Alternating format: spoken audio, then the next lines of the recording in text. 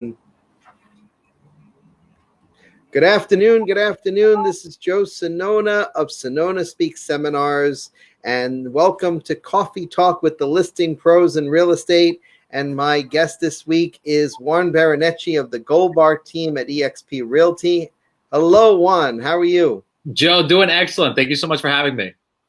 Thank you for agreeing to appear on my crazy little program called Coffee Talk. Do you have your coffee or your water? I actually don't drink coffee. I haven't drank coffee in about 5 years, and I've never really got into it. So I got my big water bottle here. I'll do a water today. So tell me, let's get right into the questions about listings. You are a superstar. How long have you been in real estate? I got my license May of 2016. Wow. So it's going to be 4 years exactly in about 2-3 months. Mm-hmm. And what is your secret sauce to listing? The secret sauce is consistency and prospecting. I came from a cold calling background when I was in college, and I used to consistently hit the phones. I'm talking opening up a yellow book pages and going down the list of business to business and calling people for about 4 to 5 hours a day. And I would spend my summers cold calling, and I naturally got really good on the phone. And it gave me that whole entire confidence that I needed to go out there and prospect. So when I got into this business, I just naturally did the same exact thing. And how is that working for you now, like with your team? And we're going to talk about team building and how your team is helping you bring all that to fruition. So how does that help this cold calling, this experience, this background? How does that inspire your team? Well, it inspires my team because at the end of the day, my success is their success. And the only way to successfully grow a team is through the art of duplication. So naturally, my team is going to be an extension of me. And what I'm good at, the goal is to get them good at the same exact thing. So something I implemented very early on is I started doing role play calls every single day where we would practice dealing with objections from for sale by owners, expireds, or sellers that didn't want to work with an agent. And at the end of the day, it just came down to really being consistent with it, training them in the same way that I was trained by my coach, and giving them the skills that they needed to go out there and succeed. And once they had the skills and once they knew they were putting them into place, all I had to do was hold them accountable. And that's where I'm at the moment. That's cool. That's cool. So tell me, what kind of technology do you use when you are listing? So when it comes to listing, my prospecting technology is a dialer called Mojo. It's accessible to anyone. I think it's pretty affordable. And it allows you to get through more people at a faster rate. For the data that I use to import the data and actually get good quality prospects, it's either RedX or Vulcan 7. So that's basically my starter package to make sure that everyone has what they need in terms of prospecting. My actual database that I use is called KV Core. KV Core allows me to create lead generation pages to actually get more sellers and get more data. And then all my data goes into there, which gets naturally emailed, nurtured, and dripped. Because at the end of the day, we could get all of the business in the world, but if we don't follow up, it doesn't mean anything, right? Right. So I have my systems in place on the tech side to really gather the data and then call the data and then follow up with the data. And then all I have to do is I have to make sure that I manage my Excel sheet and my Google Calendar to follow up with people. And it's a very simple method. There's really not much more to it, but I call them, I have a conversation, I find out what pain points they're having, and I tell them that I have a solution for that. And the goal of the actual conversation is never to sell them over the phone, rather to actually get an appointment, meet them face to face, build rapport with them, and show them why you're different. So back to the secret sauce question, if I had to say all my success over the last 4 years, it would have to be attributed to me explaining my story and showing them that I'm completely different than every other person they've spoken to. What is your story? Well, to go all the way back, I actually thought I wanted to be an attorney when I was younger. Why? Because my family in Colombia are attorneys, and my cousins are attorneys, and my uncles and aunts are attorneys. And naturally, when you're surrounded by so many attorneys, you just feel, listen, I'm fated and destined for this as well. So I get into college. I think it's my freshman year. I start taking some business classes and some legal classes. And I realized, like, this is not for me at all. I don't like this whatsoever. And what I did was I was coming home one night, just relaxing for a final. And I put on this little thing called Netflix. Netflix was pretty new at the time. And they just started streaming a show called Grey's Anatomy. And I'm like, this looks like some sappy rom-com. I don't think I'm going to get into this. But I said, why not? I've never looked into it. Let me check it out. And I end up binging Grey's Anatomy for about 6 seasons over the next 2 weeks. And I was completely obsessed with the idea of being in a position to help someone from a medical standpoint. So right then and there, I go to my mother and I said, Mom, listen, this legal thing isn't for me. I think I want to be a doctor.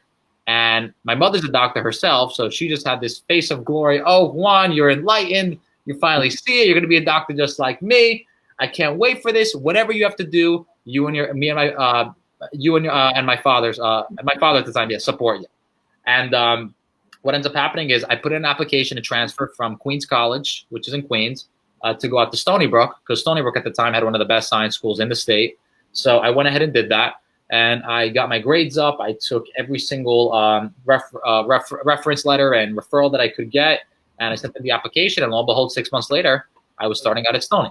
So I go into Stony. I start taking all the courses for pre-med, which is biology, physics, organic chemistry, and everything else. And I realized as I'm doing this whole entire thing, I'm like, this is interesting stuff. I definitely like it more than law and business. But what I don't like is that these courses are very difficult, and they're not what they are in terms of, I guess, medicine and helping people. It's all these complex things on chemicals and algorithms and calculus. And I really started thinking to myself one night, it was the night of my organic chemistry test. I was like, is this really what I want to be doing for the rest of my life? Do I really want to go another 4, 5, 6, 7 years of schooling? Do I want to go another 3 years of residency? Do I want to go another 2 years of specialty just to end up being around the age of 36, 37, 38 years old, and then having to invest an additional $250,000 to start a practice? And now that's really where the math started kind of bothering me. I realized I would have to pay around $400,000 or $500,000 just in student loan debt, possibly at an 8 to 10% interest rate. And I would have to pay an additional $250,000 just to start a practice. And then I would be around the age of 40, when most people could be retired at that point if they structure their business in the right way. So then you'd have no hair. Then I'd have no hair. And I just kind of came upon me. I'm like, is this really what I want to do? And I call it my life's second epiphany. The first one was I wanted to be a doctor. My second epiphany was, do I really want to be a doctor? And that's when I kind of just went onto Google. I typed in how to become financially free, because I realized at the time that the reason I was doing all this was so that I could become financially free, I could help my parents become financially free, and I could help others become financially free. And I thought as a doctor, you would make a lot of money. But when I started doing the math, it wasn't as much as I thought, and it required a lot of me. So what I didn't want is money. I wanted the time and control to live my life on my own terms. And what that led me to was a book called Rich Dad Poor Dad. Don't tell anyone, Joe, but I streamed it illegally through a torrent. I actually never read the book. I found it on Google, and there was a PDF. And I ended up, instead of studying for my organic chemistry final at the time, I ended up reading the whole entire book from 2 a.m. to 7 a.m. the next morning. I was completely obsessed. It turned all the tables in my life upside down. And I realized that I didn't want to be a doctor. I wanted to be someone that invested in real estate that would allow me to build a leveraged income and a passive income. And that would put me in a position to do whatever I want on my own terms and essentially not have to work a day in my life. So I thought it was simple as that. I would graduate college. I would have a degree in biology. I would end up working in some sort of medical field, taking all my money, investing into real estate. And then instead of starting my business at 40, I would be retired at 40. And I started with a job in Zimmer Biomet. This is now January of 2015. And it was selling medical devices. The whole entire concept of the job was I was a medical sales rep. I would go into surgeries with orthopedic surgeons, and I would sell them knee and hip replacements. And it was a very exciting job. It was a very lucrative job. It's very hard to get into. But more importantly, it was a job that required you to be at a hospital for 14 hours a day. So I said, listen, I'm going to sacrifice this. It's going to be something that I'm going to do long term. And if I could do this for 10 years, take all my income and put it into properties, I'll be a very happy person. And lo and behold, I start waking up at 4 in the morning. I have to be in NYU downtown at 7 a.m. sharp for surgeries. But then my boss tells me I actually have to get there by 6 a.m. to start prepping. So I'm doing 4 a.m., 5 to 6 days a week. And yes, they made me work Saturdays as well. And I would essentially come home exhausted, unfulfilled, and really just empty inside. I didn't feel like I was helping anyone. I felt like I was helping the company make money. But it really didn't have that medical, like you're changing people's lives feeling. And it took me about 4 or 5, 6 months to really realize, listen, there has to be a better way for me to earn capital so that I could invest it in real estate. And what better way than to actually sell the business, to sell real estate, get a commission, and then take that income to buy more properties. So I decided to get into the selling side of things. And that's essentially how I got to the May of 2016 part, which is I got my license. I started with Keller Williams, and I started selling properties full time. You were better off becoming an actor on Grey's Anatomy than to stay in medical school. I couldn't agree more. So you got into real estate, and here you are, a very successful young man with a lofty ambition, and that is to eventually, what's your vision? The long-term vision, and a lot of people don't expect this, but the long-term vision is still the same vision I started out with, which is to retire or become financially free as fast as possible so that I can pursue my true vision in life. And my true vision in life still has to do with medicine, but now has a real estate spin to it. And I don't know what it'll exactly lead me to, but I could tell you it's going to be something that's involvement in building hospitals or building medical facilities, or really providing a place or a community where people could come to get medical treatment. And the only way that I could pursue my passion 1000% is if I automated my business. And that kind of leads me into kind of talking about why I started my team. It was so that I would have a leveraged source of income that could run on its own, and I could eventually take that income to now invest and pursue my goals. So what led you to just build a team, and the most successful team that I have seen in real estate? There's other teams out there, there's team leaders out there, but they invest so much time into training, they invest so much time into building. Why should somebody join a team? Well, the secret to building a team the right way from a team leader perspective is to do everything in the best interest of your team, not yourself. And too much, I see these team leaders that are building teams all around them when they should really be building it for them teams themselves. Right. So the way I like to see it is I didn't build the team for myself. I built it in the way that it would benefit my team long term, and it would allow them to make more money than they would working by themselves. Any good team leader is going to allow you to make more money working on their team than you would be able to working as a solo agent. And my team gets all the support, training, leads, accountability, systems, and technology that they need to make more money by themselves on the team as they would working independently. Nice. Very nice. So we talked about technology, talked about team building. What about your advice for a new agent today? If somebody was getting into real estate, or even for somebody who's looking to redefine themselves in this business, can you talk about those two? Absolutely. Have a 5-year plan in place. Everyone's always talking about, oh, it's a new year. What are your goals for this year? My goals were the same as they were for the last 4 years, because I actually did a 7-year plan when I got into the business. When I started in the business, I was about 23 years old, and I said by 30, I want to hit X amount of production, have X amount of team members, and build it the right way. And I'm just on year 4 out of 7. I'm still following everything that I originally envisioned. I'm still removing all of the distractions that don't help me get to my end goal, and I'm still being consistent day in and day out. So the number one tip that I would have for new agents or agents that just want to completely revamp their business is set a 5-year plan and stick to it and be consistent regardless of the challenges that you're going to face. If you're not expecting challenges to come up, you will be extremely discouraged when they do, because it's just a matter of time. I have many contracts out right now, and it's just a matter of time till one of them falls through or till a giant fire comes out that I have to put out. And if you have that mindset where the first 2 years are going to be tough, and my first year I sold 1 house, and by that measure, an income that you can't really live off of, most people would have quit. I decided to stick through it, and then I broke 6 figures my second year. And it's just one of those things where you need to be consistent, you need to be patient, and you need to expect it to be difficult. And if you have that expectation that it's going to be tough, but your why is strong enough to just overcome any challenges that faces your way, there's nothing that could take you down. Awesome. And for the person that's looking to redefine themselves in real estate, what kind of advice would you offer them?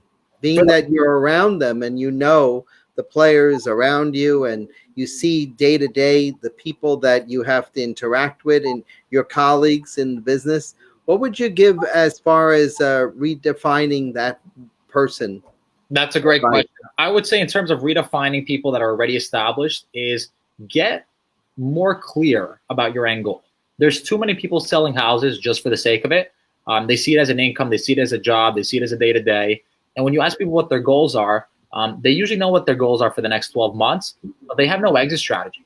They have nothing in place that will allow them to get to their real goal in life, whether it's spending more time with their family, retiring their parents, traveling. There are so many things more to life than just selling houses.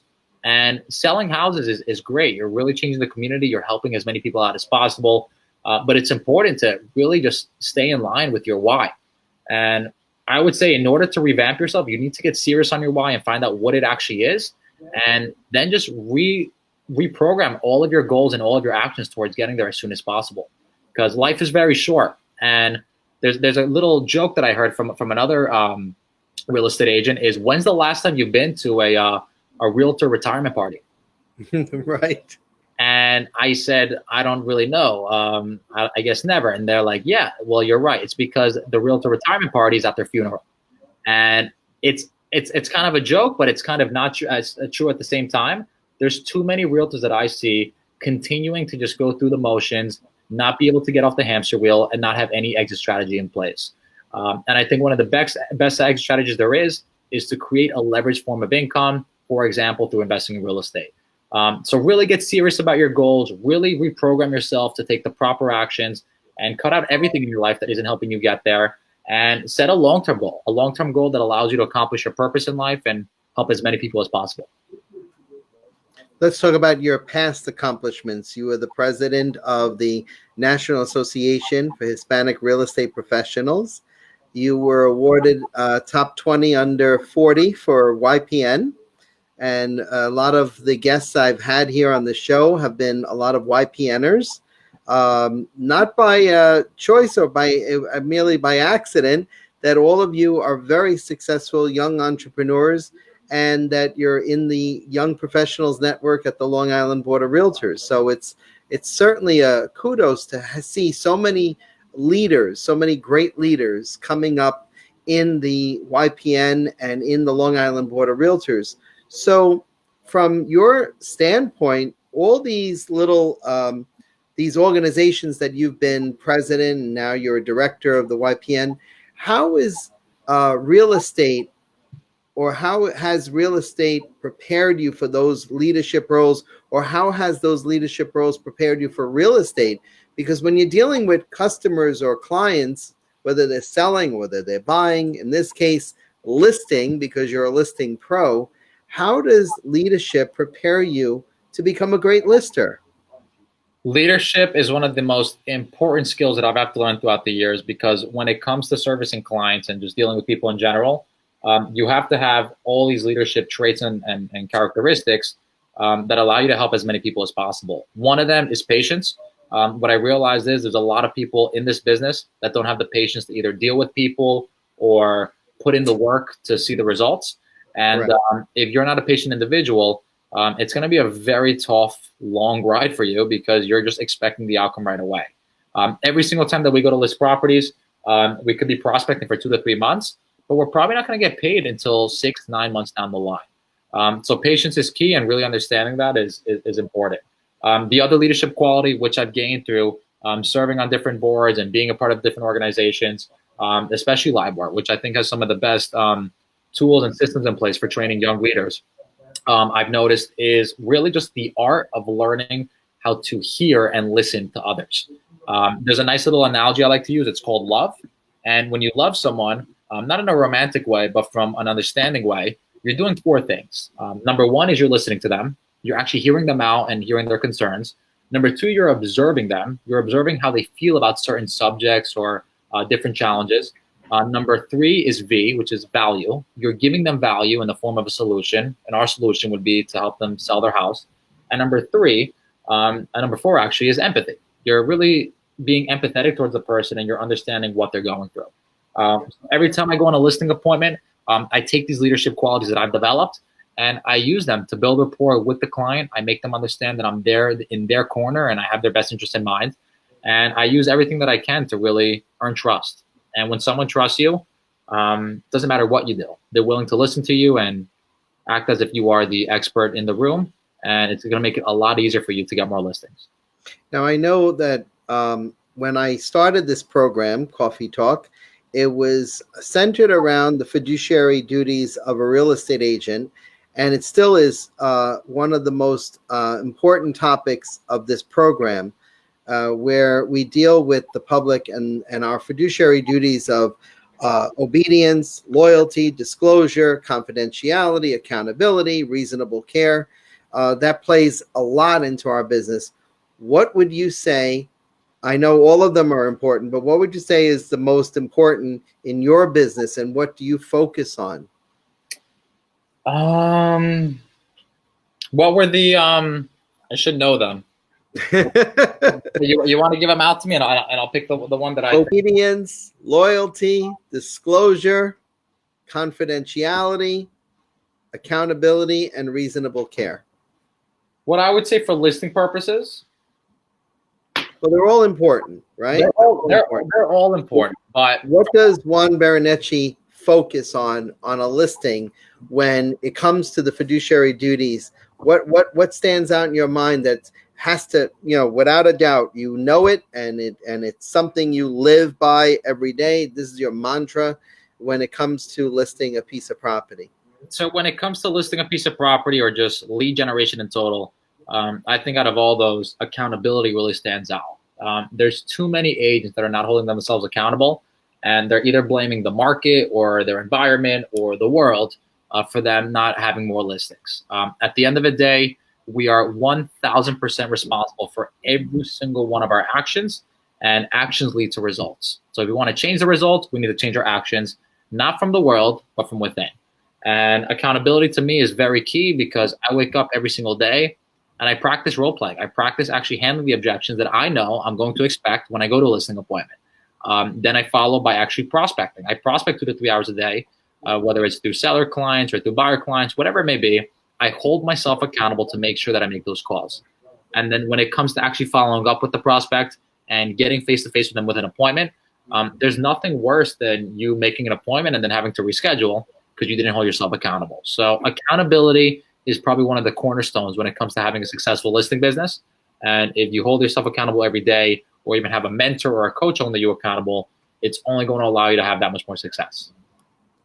Who's your mentor? Or give me like somebody maybe you've read and you said, wow, I'm going to I'm going to model myself by this person. Well, I have multiple mentors that I've worked with. In the past, I've had several coaches. Some coaches that I've worked through and just basically took a little bit of each and applied it into my own methodology of selling. Number one has been Danny Morell. Danny Morell runs a very successful brokerage business out of California, and he's built his whole entire business based off rapport and really helping others. Another successful coach that I follow is Ricky Carruth. Ricky Carruth is someone that believes in the whole motto of relationships over transactions. I think it is absolutely crucial that people focus more on the relationship aspect than they do on the transactional aspect. And something Ricky really just does very well is just really emphasize patience and how important it is to really go out of your way to wait it out and be as consistent as possible. Other coaches are Sean Kokoska. Sean Kokoska is a very successful coach when it comes to leveraging buyer models and systems to scale your business. And then I even had Kevin Ward coaching, which he was a top agent for a very long time, and he took his skills and methodologies and applied them to his business. So I have many coaches that I've trained with. I have many mentors that I still have to this day that coach me on a consistent basis. And what I can say is there's no one-size-fits-all model. Every single person is different. Every agent is different. And you have to find what works for you. And although calling on the phone may work for me, door knocking may work for the next agent, or direct mailers will make for the next agent, or maybe social media advertising may work for the other agent. You just have to find what works for you, something you can do every single day, and what would allow you to really just be consistent with it. And last question, do agents really need to brand themselves on social media? Is that a necessity now more than ever? I think it is. Nothing's absolutely necessary. You could still run a very successful business without having any social media whatsoever. However, social media, I would say it amplifies it.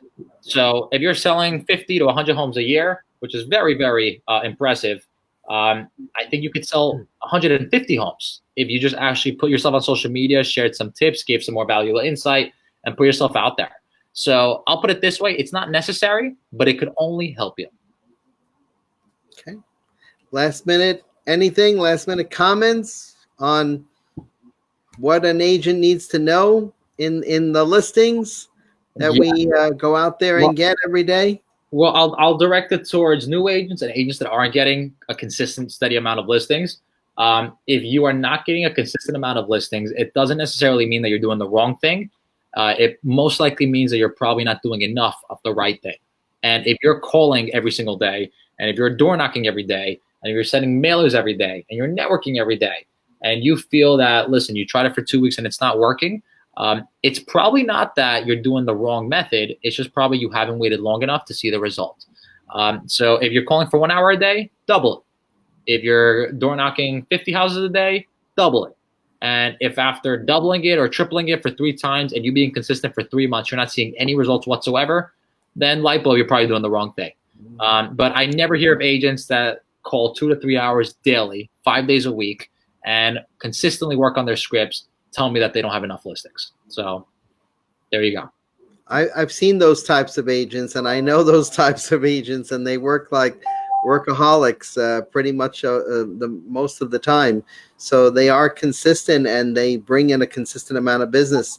And as Ricky Carruth says, business is unlimited, right? So kudos to these top coaches that continue to inspire us. And Juan, I have to tell you, you're one of the people that inspire me to do better in my business. And you're also an inspiration to people out there. You have a stellar reputation, and you will succeed and get everything you want out of life. I can see that for you already. Those are very kind words, and I appreciate every single one of them. I want to thank you for being on our program. This is Joe Sonona with Coffee Talk with Juan Barraneche this week. And we want to wish you well, Juan, in your endeavors, and look for Juan to be a continuous rising star in the real estate market of not just the boroughs, but Long Island in general. So thank you again, and I'll talk to you soon. Thank you, Joe. We'll talk soon. Take care. Okay. Bye.